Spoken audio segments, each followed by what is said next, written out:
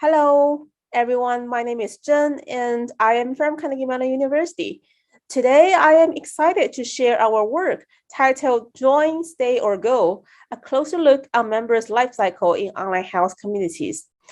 In one sentence, this paper combines behavioral log analysis, NLP-based content analysis, survey, and interviews to examine temporal changes in members' participation in cancer-oriented online health communities.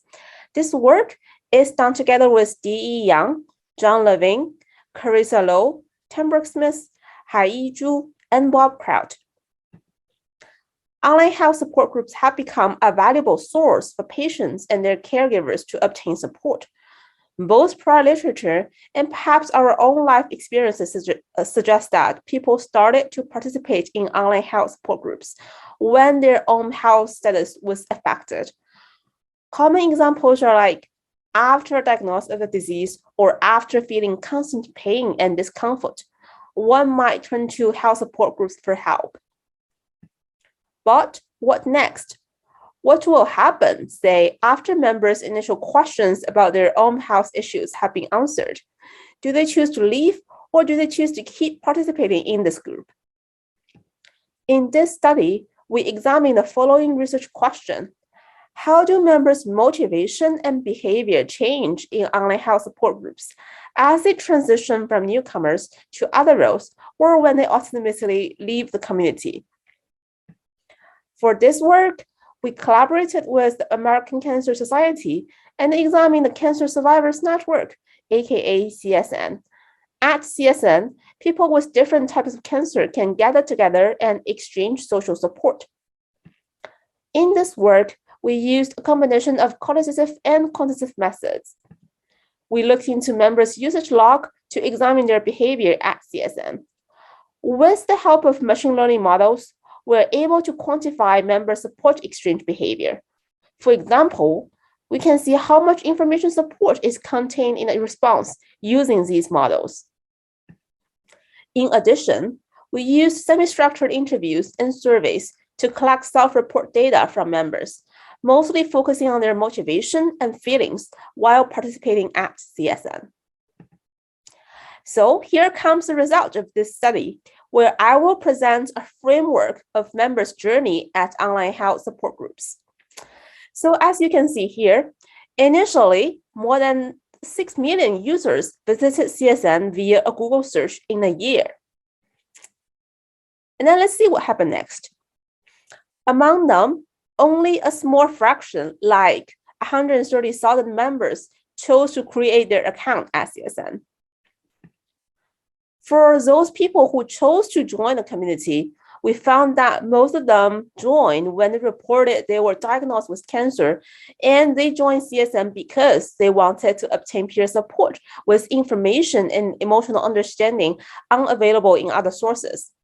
So far, no surprise, right? This is all have been done, all have been known. And then let's see what happened next. After 30 days, less than 20% of registered members chose to stay. And let's see what happened after a year. After a year, only 7.2% of the registered members kept participating. We found that while the majority of the members left after their initial needs for joining the site were met, for the members who stayed at CSN beyond a year, their motivation shifted from seeking support to providing support to others. According to our survey result, members' motivation to provide support is positively related with their tenure, meaning that the longer they stay, the stronger motivation they have to provide support.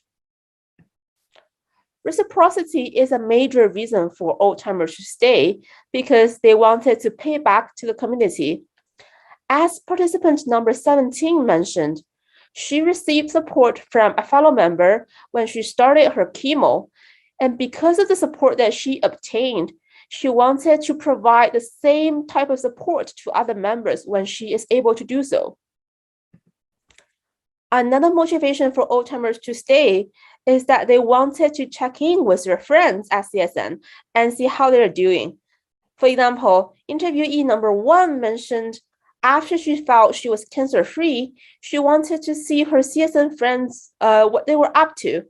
And this is a story shared by 6 out of the 20 interviewees we have. This conclusion is further strengthened by our survey results, as oldtimers' attachment to other CSN members was positively related with their tenure in the community. This means that the longer they stayed, the higher attachment they will report. While we have been talking about the motivation, the behavioral log analysis show that old-timers indeed provide more support than other members, as they contributed 85% of the total comments at CSN. Also, their support is of a higher quality because old-timers' comments contain significantly more emotional support than other members. Previously, I mentioned that old-timers are motivated to stay at CSN because they want to pay back and they want to check in with their friends. But our analysis showed that actually, these old-timers or these future old-timers were pretty active already, even in the first 30 days of their participation. In this graph, we can see that even in the first months of their registration, the future old-timers made much more posts than other members. However, our results also suggest that these old-timers felt stressed when they were reading emotion-heavy posts. The most common example is when they see their friends at CSN pass away. Because cancer is such a deadly disease, it is almost inevitable that members of CSN could pass away and have their families or friends notify the people on the forum. 11 out of the 20 interviewees reported highly similar experience, where they felt heartbreaking when they heard the bad news. This is especially challenging and difficult for old-timers to cope because they have been around at CSN for such a long period of time, and thus they have developed some level of friendship with other members.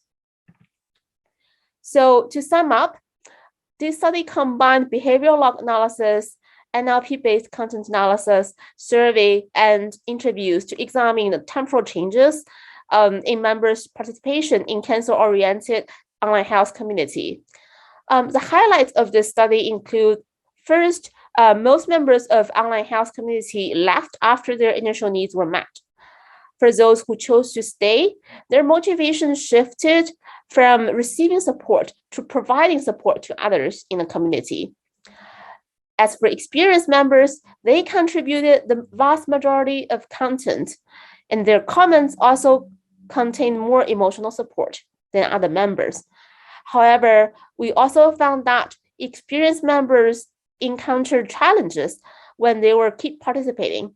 The challenges include negative emotions related to the death of other members. If you want to find out more about our work, especially the implications and design recommendations, feel free to check out our paper. Thank you for listening.